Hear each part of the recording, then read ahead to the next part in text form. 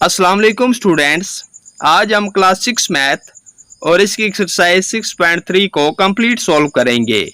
और मैं आपको ये भी बताता चलूँ कि ये अलजबरा की बेसिक एक्सरसाइज है, यानी अलजबरा की तमाम अमारत इस एक्सरसाइज पर खड़ी है।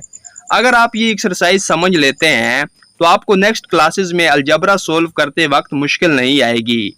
तो डोंट वरी अबाउट इट। मैंने इस लेक्चर में अपनी सरतोड़ कोशिश की है कि ये एक्सरसाइज आपको इजीली समझ आ सके, और मैं उम्मीद करता हूँ कि ये वीडियो देखने के बाद आपके ज़हन में कोई क्वेश्चन नहीं रहेगा।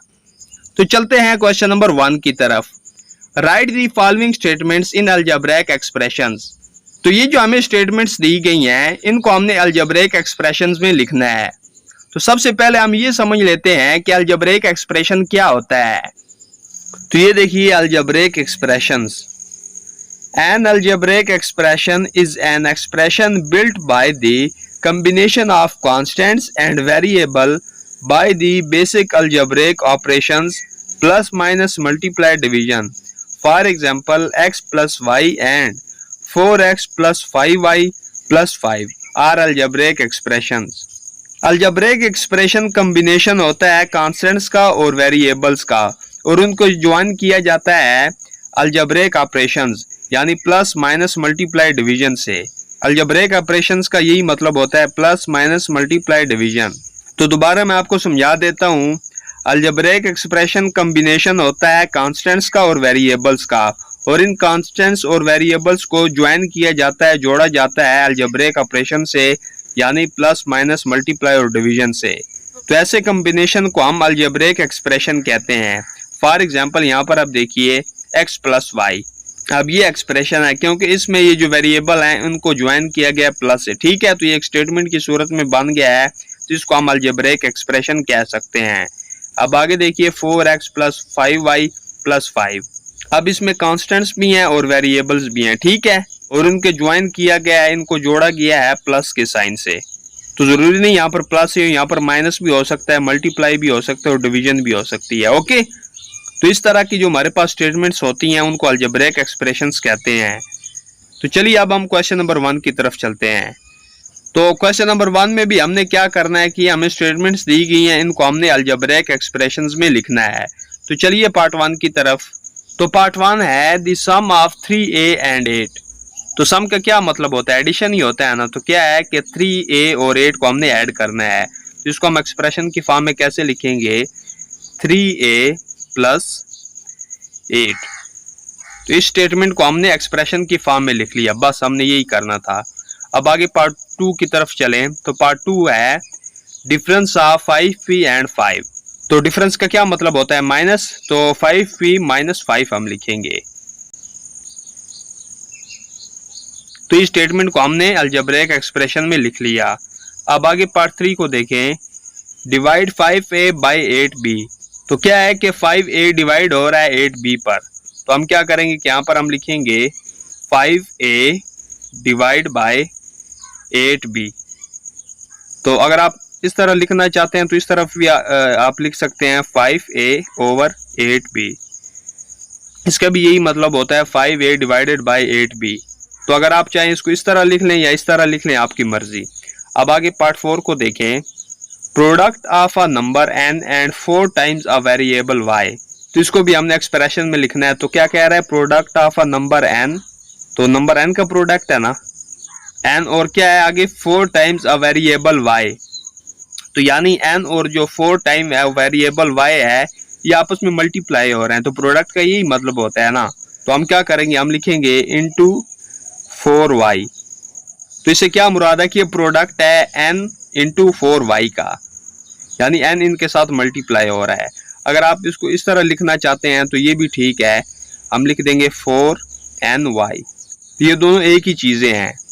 अब हम पार्ट 5 की तरफ चलते हैं। तो पार्ट 5 है cost of n litres of cooking oil at ₹170 per litre. तो हमें तो 1 लीटर की प्राइस दे दी गई है कि इतनी है। तो जब हमें 1 लीटर की प्राइस दे दी जाए तो बाकी जितने नंबर ऑफ लीटर्स होते हैं उनके साथ हम मल्टीप्लाई कर देते हैं, तुम्हारे पास प्राइस आ जाती है। तो इसको हमने अलजेब्रिक एक्सप्रेशन में लिखना है। ओके, तो हम क्या करेंगे कि हम लिखेंगे ₹170 और इसको हम मल्टीप्लाई कर देंगे n के साथ, क्योंकि नंबर ऑफ लीटर्स की जगह पर हमें क्या दिया गया है, ओनली n, तो हम यहाँ पर लिख देंगे साथ में n। तो इस स्टेटमेंट को हमने अलजेब्रिक एक्सप्रेशन में लिख लिया। तो इस तरह हमारा जो क्वेश्चन नंबर 1 है ये कंप्लीट हो चुका है। नेक्स्ट हमारे पास क्वेश्चन नंबर 2 है, Wasim is 2 times as old as Umar. Wasim की एज उमर की एज से 2 टाइम्स ज्यादा है। यानी अगर आप फर्ज कर लें उमर की एज है 4 इयर्स, तो वसीम की कितनी होगी, 8 इयर्स। यानी वसीम की एज उमर की एज से दुगना है। अब आगे देखें, and Umar is 3 years older than Aamir. जबकि उमर जो है वो आमिर से 3 इयर्स बड़ा है। तो मतलब क्या हुआ कि आमिर जो है वो उमर से 3 साल छोटा है। If Umar is n years old then write an algebraic expression of। तो अगर उमर की एज n है तो हमने इन एजेस को एक्सप्रेशन में लिखना है। ओके, तो सबसे पहले तो हम लिख लेते हैं उमर एज, क्योंकि ऑलरेडी हमें उमर की जो एज है वो दी गई है, वो क्या है, n। तो इसके सामने हम लिख लेते हैं n। तो उमर की एज को हमने एक्सप्रेशन में लिख लिया, ठीक है। अब यहाँ पर आए वसीम एज।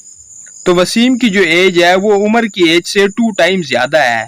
तो हम क्या लिखेंगे, 2, और उमर की एज कितनी है, n, तो साथ में हम लिख देंगे n।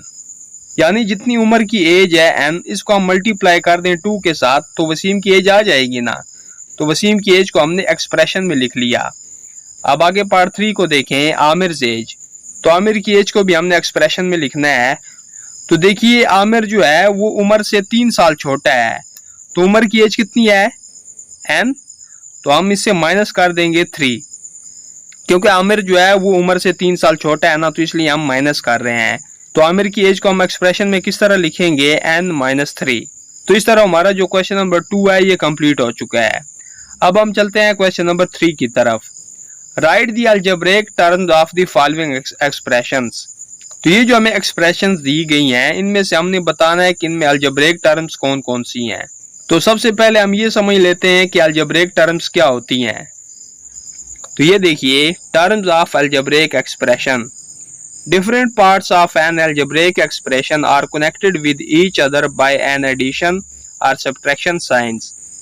तो अलजेब्रिक एक्सप्रेशन के मुख्तलिफ पार्ट्स जो एक दूसरे से प्लस और माइनस के साइन के जरिए जुड़े होते हैं, तो उन मुख्तलिफ पार्ट्स को हम टर्म्स कहते हैं। अब देखिए ना, अभी ये मिसाल है हमारे पास 3a + 5b + 9। अब यहाँ पर देखिए मुख्तलिफ पार्ट्स हैं जिनको प्लस की साइन के जरिए एक दूसरे के साथ जोड़ा गया है। तो ये जो 3a है ये हमारे पास फर्स्ट टर्म होगी, और प्लस के बाद क्या आ रहा है, 5b, तो ये हमारे पास सेकेंड टर्म है, और फिर ये प्लस के बाद तीसरी जो हमारे पास 9 आ रहा है ये तीसरी टर्म है। अब यहाँ पर ये एग्जाम्पल भी देख लें, 8x + 4yz - 3। तो यहाँ पर 8x ये 1 टर्म है और 4yz ये दूसरी टर्म है और -3 तीसरी टर्म है। अब हम चलते हैं क्वेश्चन नंबर 3 की तरफ, क्योंकि क्वेश्चन नंबर 3 में हमने यही बताना है कि इनमें टर्म्स कौन कौन सी हैं। तो चलिए पार्ट 1 की तरफ। तो पार्ट 1 है n + 3। तो सबसे पहले हम यहाँ पर लिखेंगे अलजेब्रिक टर्म्स।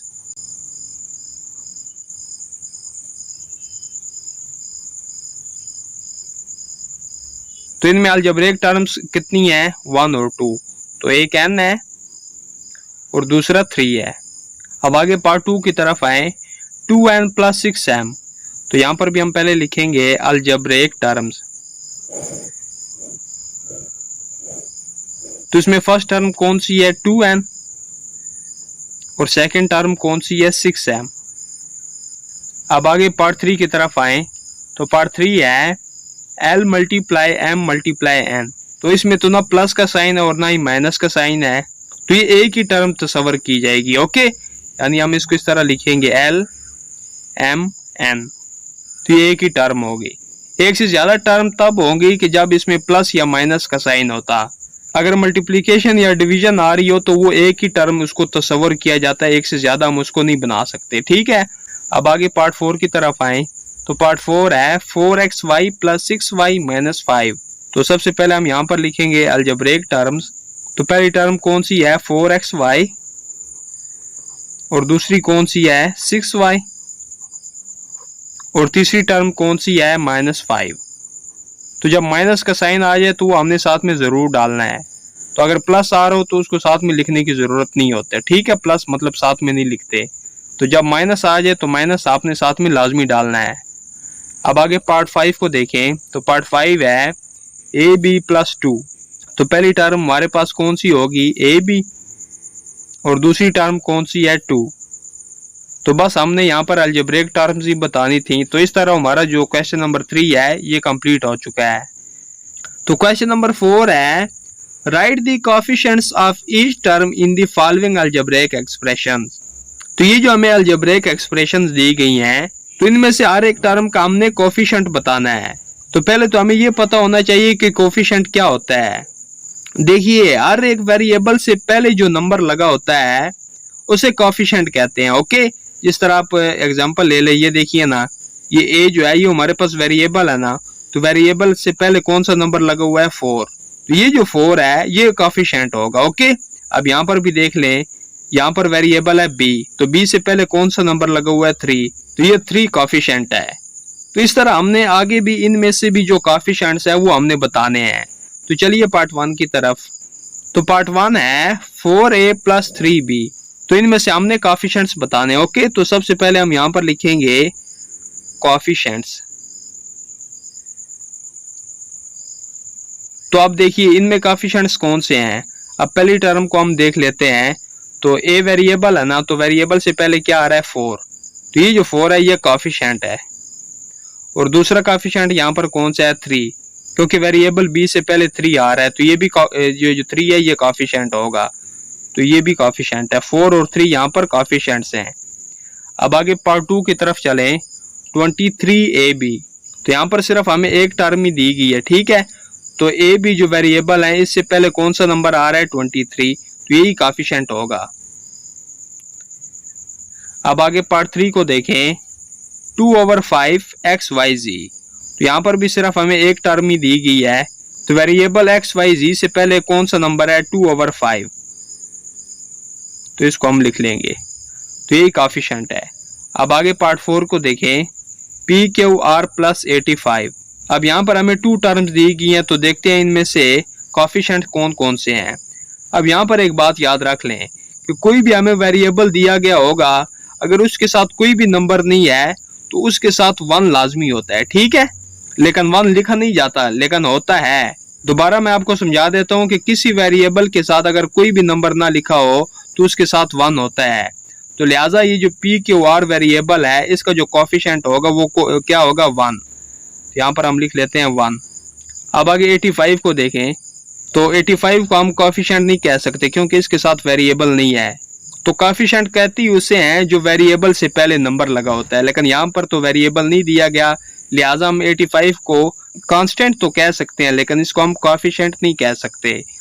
अब आगे पार्ट 5 की तरफ आए। तो पार्ट 5 है 15p प्लस 81q प्लस 9। तो इनमें से भी हमने कोएफिशिएंट्स बताने हैं। तो p वेरिएबल से पहले क्या आ रहा है, 15, तो ये हमारे पास 15 कोएफिशिएंट है। इसके अलावा q से पहले क्या आ रहा है, 81, तो ये भी कोएफिशिएंट है। और 9 कोएफिशिएंट नहीं है, ठीक है। तो सिर्फ 15 और 81 जो है यही कोएफिशिएंट्स हैं। तो इस तरह हमारा जो क्वेश्चन नंबर 4 है ये कंप्लीट हो चुका है। नेक्स्ट हमारे पास क्वेश्चन नंबर 5 है separate the constants, variables and coefficients of each term in the following algebraic expressions. ये जो हमें अलजेब्रिक एक्सप्रेशंस दिए गए हैं इनमें से हमने कांस्टेंट्स, वेरिएबल्स और कोएफिशिएंट्स को अलग अलग करना है। तो चलिए, तो ये जो हमें अलजेब्रिक एक्सप्रेशंस दिए गए हैं इनके हम कांस्टेंट्स यहाँ पर लिखेंगे, वेरिएबल्स यहाँ पर लिखेंगे और कोएफिशिएंट्स हम यहाँ पर लिखेंगे। तो चलिए पार्ट 1 की तरफ। तो पार्ट 1 है 8a प्लस 1। तो सबसे पहले हम इसका कांस्टेंट्स लिखेंगे कि इनमें से कौन से कांस्टेंट्स है। तो इसमें सिर्फ ये जो 1 है ये कांस्टेंट है, ओके। तो यहाँ पर हम लिखेंगे 1। और इसमें वेरिएबल्स कौन से हैं, ओनली a, तो हम a को वेरिएबल्स की जगह पर लिखेंगे। और कोएफिशिएंट्स इनमें कौन सा है, तो सिर्फ 8, क्योंकि वेरिएबल से जो पहले नंबर आता है उसे हम कोएफिशिएंट कहते हैं, या ऐसा कांस्टेंट जो वेरिएबल से पहले आए उसे कोएफिशिएंट कहते हैं, ओके। तो हम 8 को कोएफिशिएंट्स की जगह पर लिख लेंगे। अब आगे पार्ट 2 को देखें। 3a plus 2b minus 4। तो सबसे पहले इनमें जो कांस्टेंट्स आ रहे हैं वो हम लिखेंगे। तो उनमें कांस्टेंट सिर्फ -4 ही है। अब इनमें वेरिएबल्स कौन से होंगे, a और b। ए कामा बी, और इसमें कोएफिशिएंट्स कौन से हैं, 3 और 2। अब आगे पार्ट 3 को देखें, पी क्यू। तो सबसे पहले हम इसका कांस्टेंट लिखेंगे, तो इसका तो इसमें कांस्टेंट है ही नहीं, यहाँ पर हम 0 लिख देंगे, ठीक है, कांस्टेंट की जगह पर, क्योंकि अगर आप इसमें ऐड करते हैं 0 तो कोई फर्क तो नहीं ना पड़ता, तो इसका जो कांस्टेंट आएगा वो क्या आएगा, 0। अब हम इसका वेरिएबल लिख लेते हैं, तो वेरिएबल ये खुद ही है पी क्यू। अब कोएफिशिएंट की बारी आती है, तो देखिए किसी वेरिएबल के साथ अगर कोई नंबर नहीं लगा तो इसका मतलब है कि उसके साथ 1 लाजमी है, तो इसका जो कोएफिशिएंट होगा वो 1 होगा, तो यहाँ पर हम लिखेंगे 1। अब आगे पार्ट 4 को देखें, A X plus B Y plus C. तो यहाँ पर जो कांस्टेंट होगा वो होगा सी, और वेरिएबल्स होंगे जी एक्स और वाई, और इसके जो कोएफिशिएंट्स हैं वो होंगे ए और बी। अब यहाँ पर आप समझ रहे होंगे कि सर गलती कर रहा है कि वो अल्फ़ाबेट के जो लेटर हैं उनको कांस्टेंट भी मान रहा है और उनको कोएफिशिएंट भी मान रहा है, ये कैसे? तो देखिए किसी अलजेब्रिक एक्सप्रेशन में अगर अल्फ़ाबेट के शुरू वाले लेटर यानी ए बी सी और अल्फ़ाबेट के लास्ट वाले लेटर यानी एक्स वाई जी वगैरह इकट्ठे आ जाएं किसी एक्सप्रेशन में, ओके, तो ऐसी कंडीशन में जो लास्ट वाले लेटर होंगे यानी एक्स वाई जी उनको वेरिएबल तस्वर किया जाएगा, और जो शुरू वाले लेटर हैं यानी ए बी सी वाले उनको कांस्टेंट या कोएफिशिएंट तस्वर किया जाएगा। दोबारा मैं आपको समझा देता हूं कि कोई ऐसा एक्सप्रेशन जिसमें अल्फ़ाबेट के शुरू वाले लेटर्स भी आ जाएं और लास्ट वाले लेटर्स भी आ जाएं, तो ऐसी कंडीशन में जो लास्ट वाले लेटर्स होंगे यानी एक्स वाई जी उनको वेरिएबल्स तस्वर किया जाएगा, और जो शुरू वाले लेटर हैं यानी ए बी सी उनको कोएफिशिएंट या कांस्टेंट तस्वर किया जाएगा। अब यहाँ पर भी यही सिचुएशन है कि हमें इंग्लिश अल्फ़ाबेट के शुरू वाले लेटर्स भी दे दिए गए हैं और जो इंग्लिश अल्फ़ाबेट के लास्ट वाले लेटर्स हैं वो भी दे दिए गए हैं, तो इसमें ये जो एक्स और वाई होगा ये वेरिएबल होगा, और ये जो ए और बी है ये वेरिएबल से पहले लगी हुई हैं, तो इसका मतलब है कि ये कोएफिशिएंट्स हैं, और सी के साथ कोई भी एक्स वाई जी नहीं है तो ये कांस्टेंट होगा, ओके। अब आगे पार्ट 5 को देखें, तो पार्ट 5 में क्या है, 3a plus 4b plus C. तो ये जो सी होगा ये कांस्टेंट होगा, और वेरिएबल इनमें से कौन से होंगे, ए और बी, और इसके कोएफिशिएंट्स कौन से होंगे, 3 और 4। तो यहाँ पर हमने ए और बी को इसलिए एक वेरिएबल माना है क्योंकि इसके साथ वो जो लास्ट वाले अल्फ़ाबेट है वो नहीं लगी हुई है, तो इसलिए हम ए और बी को वेरिएबल ही मानेंगे। तो इसी के साथ हमारा जो क्वेश्चन नंबर 5 है ये कंप्लीट हो चुका है। नेक्स्ट हमारे पास क्वेश्चन नंबर 6 है, separate like terms in the following. ये जो हमें टर्म्स दी गई हैं इनमें से हमने लाइक टर्म्स को अलग करना है। तो पहले तो हमें ये पता होना चाहिए कि लाइक टर्म्स क्या होती हैं। तो ऐसी टर्म्स जिनके वेरिएबल सेम होते हैं, एक जैसे होते हैं, उन्हें हम लाइक टर्म्स कहते हैं, ओके। जिनके वेरिएबल सेम होते हैं उन टर्म्स को हम लाइक टर्म्स कहते हैं। तो चलिए इनमें से हम जो लाइक टर्म्स हैं उनको अलग कर लेते हैं। तो चलिए सबसे पहले हम ए वेरिएबल वाली जो सेम टर्म्स आ रही हैं उनको हम पहले अलग कर लेते हैं। तो ये देखिए 3a, तो एक ये है 3a, मतलब इसमें वेरिएबल a आ रहा है और इसमें भी a आ रहा है, और इसके अलावा 9a ये भी वेरिएबल, इसका भी a आ रहा है और इसका भी वेरिएबल a आ रहा है। तो इनको हम यहाँ पर लिख लेंगे इकट्ठा, ठीक है, 3a 5a 9a and 76a। अब जिनके वेरिएबल m सेम है वो हम देख लेते हैं। तो 21m 4m, और किस में m आ रहा है, तो और किसी में भी m वेरिएबल नहीं आ रहा, तो इनको हम यहाँ पर लिख लेंगे अलग, 21m और 4m। अब आगे देखिए 8p, यानी जिसके वेरिएबल p हैं वो हम इनमें से ढूंढ लेते हैं। तो 8p एक ये हो गया और 3p, और किस में p आ रहा है, तो और किसी में भी नहीं है, तो एक 8p है और एक 3p है, तो इनको हम यहाँ पर अलग में लिख लेंगे, सॉरी 8p और 3p। अब आगे क्या आ रहा है s, तो यानी 2s। तो हम देख लेते हैं कि किस किस का s आ रहा है। तो मेरे ख्याल में और किसी के भी s नहीं आ रहा, तो यही सिर्फ आ रहा है s, जिसका वेरिएबल s है सिर्फ एक ही है हमारे पास 2s, तो इसको हम यहाँ पर अलग में लिख लेंगे। तो ये भी हो गया। तो आगे हमारे पास क्या है जी, L। तो हम L को देख लेते हैं। तो L सिर्फ इसी में ही आ रहा है और तो किसी में भी L नहीं आ रहा वेरिएबल, तो इसको भी हम लिख लेंगे 8L। तो ये भी हो गया। अब आगे देखिए 17BC 9CB, तो इसका वेरिएबल BC आ रहा है और इसका CB आ रहा है। अब सिर्फ इनकी तरतीब आगे पीछे है, बाकी ये जो वेरिएबल हैं ये दोनों के सेम है, तो लिहाजा इसको भी हम लाइक टर्म नहीं लेंगे। ठीक है, तो हम लिखेंगे 17BC और 9CB। तो इस तरह ये भी हो गया और ये भी हो गया। अब इनमें से जो लाइक टर्म्स आ रही थी उनको हमने अलग अलग करके लिख लिया। तो इस तरह हमारा जो क्वेश्चन नंबर 6 है ये कंप्लीट हो चुका है। नेक्स्ट हमारे पास क्वेश्चन नंबर 7 है, right the algebraic expressions by adding the following terms. तो ये जो हमें टर्म्स दी गई हैं इनको हमने ऐड करना है। ओके, तो चलिए पार्ट 1 की तरफ। तो पार्ट 1 है एक्स वाई, यानी एक टर्म हमारे पास एक्स है और दूसरी टर्म हमारे पास वाई है, तो इन दोनों टर्म्स को हमने ऐड करना है। तो हम लिखेंगे एक्स प्लस वाई। अब देखिए हम इन दोनों को ऐड ऐसी सूरत में कर सकते हैं कि जब इनके वेरिएबल सेम हो, यानी अगर ये लाइक टर्म्स होती तो इनको हम ऐड कर सकते थे, जबकि ये अनलाइक टर्म्स हैं यानी इनके वेरिएबल सेम नहीं है, तो हम इनको मजीद ऐड नहीं कर सकते। तो जस्ट हम या इसी तरह लिख के इनको छोड़ देंगे। अब आगे पार्ट 2 की तरफ आए, तो पार्ट 2 है a 2a 3a। तो ये हमारे पास 3 टर्म्स हैं, तो इन तीनों को हमने ऐड करना है। तो चलिए a plus 2a plus 3a। अब देखिए ये लाइक टर्म्स हैं यानी इनके वेरिएबल सेम है, तो इनको हम ऐड कर सकते हैं।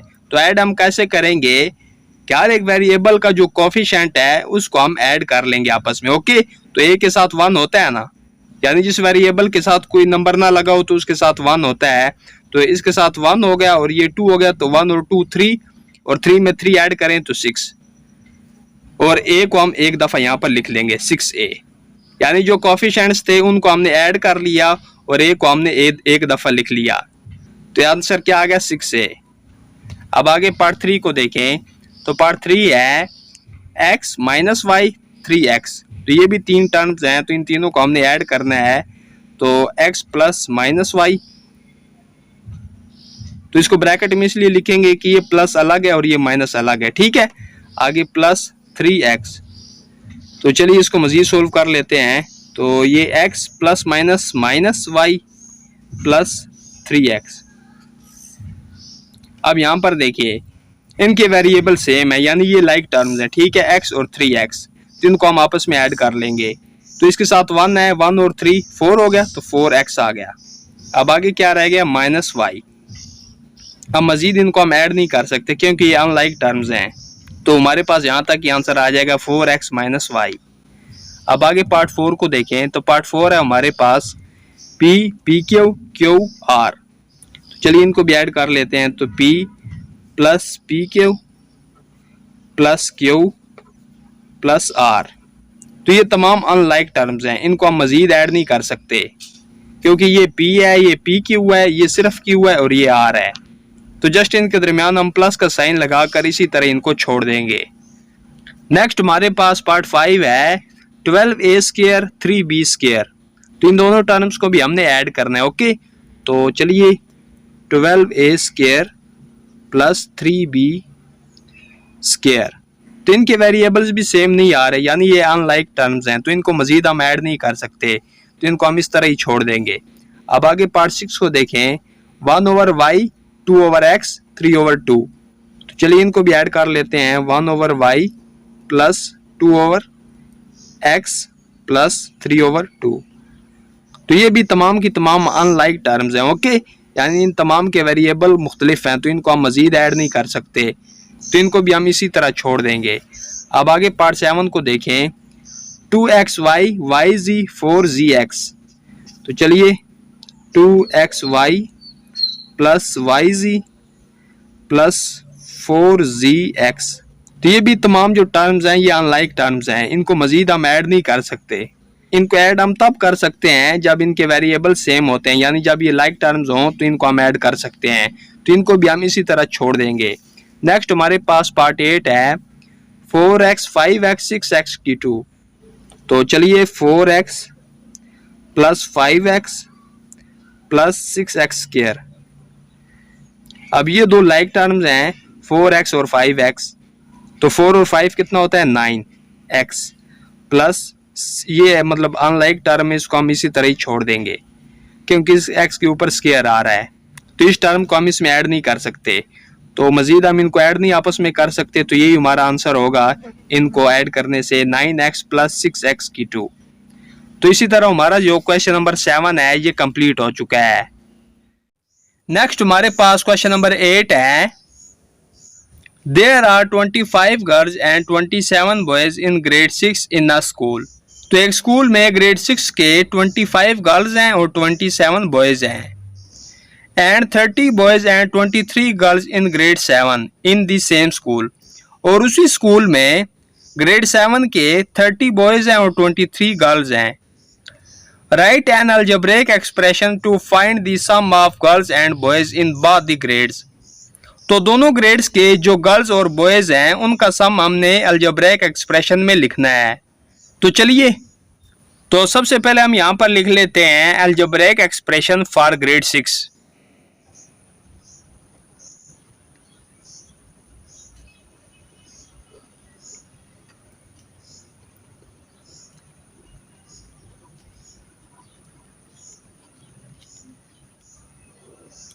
तो ग्रेड 6 में कितनी गर्ल्स हैं 25, तो यहाँ पर हम लिखेंगे 25G प्लस, और बॉयज कितने हैं 27 बॉयज, तो हम लिख लेंगे 27B। G for girls, B for boys. अब आगे हम लिख लेते हैं अलजेब्रिक एक्सप्रेशन फॉर ग्रेड 7।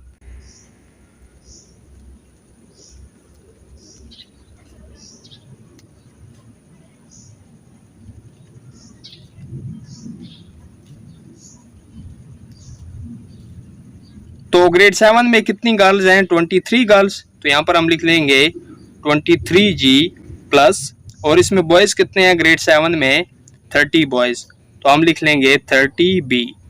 तो क्वेश्चन के मुताबिक हमने क्या करना है कि हमने इन दोनों का सम फाइंड करना है अलजेब्रिक एक्सप्रेशन की मदद से।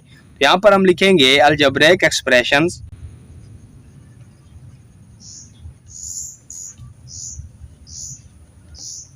फॉर सम ऑफ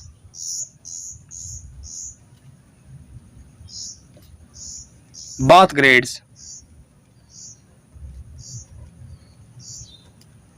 यानी दोनों ग्रेड्स के जो गर्ल्स और बॉयज हैं उनका हम सम फाइंड कर लेते हैं। ओके, तो पहले हम इस एक्सप्रेशन को लिख लेते हैं 25G plus 27B plus 23G plus 30B।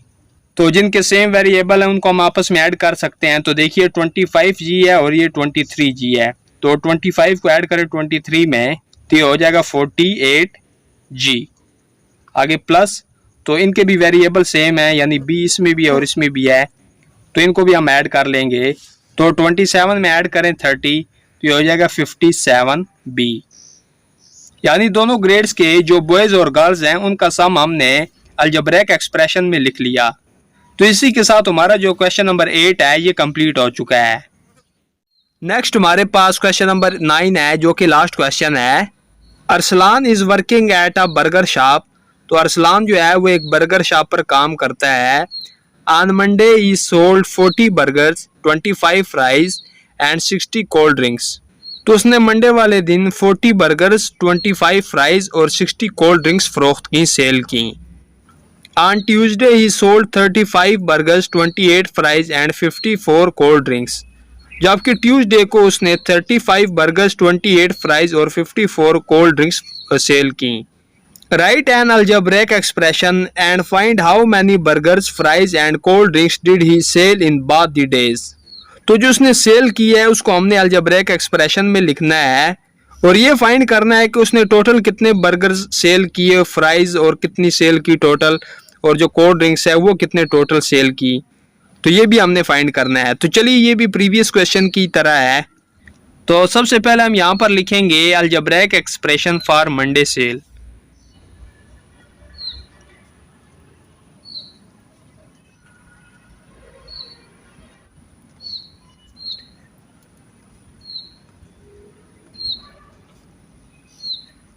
तो ये हमारा क्वेश्चन है। ओके, तो यहाँ पर हमने लिखा algebraic expression for Monday cell, यानी मंडे को उसने जितनी सेल की है वो हम एक्सप्रेशन में यहाँ पर लिख लेंगे तो मंडे को उसने 40 बर्गर सेल किए, तो हम यहाँ पर लिखेंगे 40 बी से क्या बर्गर, प्लस 25 फ्राइज, तो फ्राइज को हम एफ की मदद से लिखेंगे, यानी इसको हम एफ से शो करेंगे, प्लस 60 कोल्ड ड्रिंक्स, तो हम लिखेंगे 60 सी से क्या मुराद है cold drinks.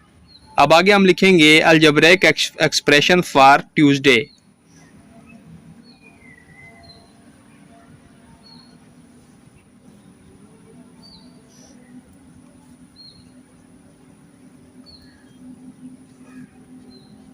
Tuesday sale. Okay, तो ट्यूसडे के उसने कितनी सेल की है, तो देखिए 35 बर्गर्स प्लस 28 फ्राइज और 54 कोल्ड ड्रिंक्स। अब हम इनका सम फाइंड कर लेते हैं एक्सप्रेशन की मदद से, तो हम लिखेंगे टोटल सेल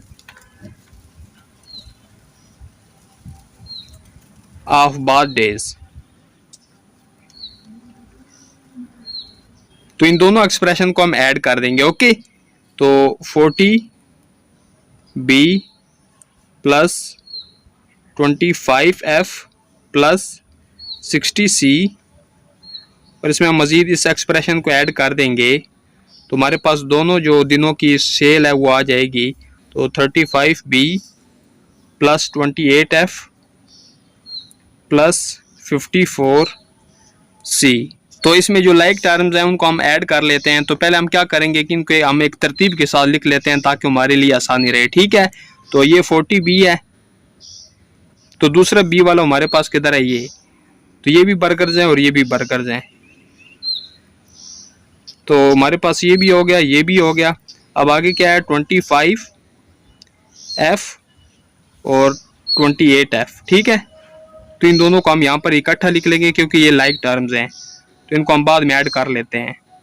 अब आगे देखिए 60 सी और क्या 54 सी। अब इनको हम एक तरतीब में लिख लिया है, तो अब हम इजीली इसको ऐड कर सकेंगे। तो 40 और 35 75 बी, आगे 25 और 28 तो 53 एफ। अब आगे देखिए 60 और 54 तो ये हो जाएगा 114, तो ये भी कोल्ड ड्रिंक्स है और ये भी कोल्ड ड्रिंक्स है। ठीक है, 114 सी, तो इनको हमने ऐड कर लिया। तो दोनों दिनों में 75 बर्गर सेल हुई हैं और 53 फ्राइज सेल हुई हैं और 114 कोल्ड ड्रिंक सेल हुई हैं। तो अगर आप इसको स्टेटमेंट की सूरत में भी लिखना चाहते हैं तो आप लिख सकते हैं। तो यहाँ पर आप लिख लें there are 75 burgers, 53 fries and 114 cold drinks are sale in both days.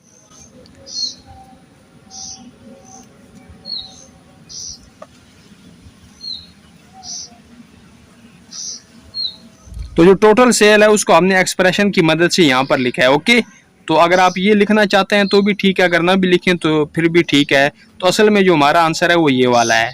तो इस तरह हमारा जो क्वेश्चन नंबर 9 है ये कंप्लीट हो चुका है और इसी के साथ हमारी एक्सरसाइज 6.3 भी कंप्लीट हो चुकी है। अगर आपको इसमें कोई डाउट है तो आप मुझे कमेंट करके पूछ सकते हैं। तो अपना बहुत सारा ख्याल रखिएगा। अल्लाह हाफिज़।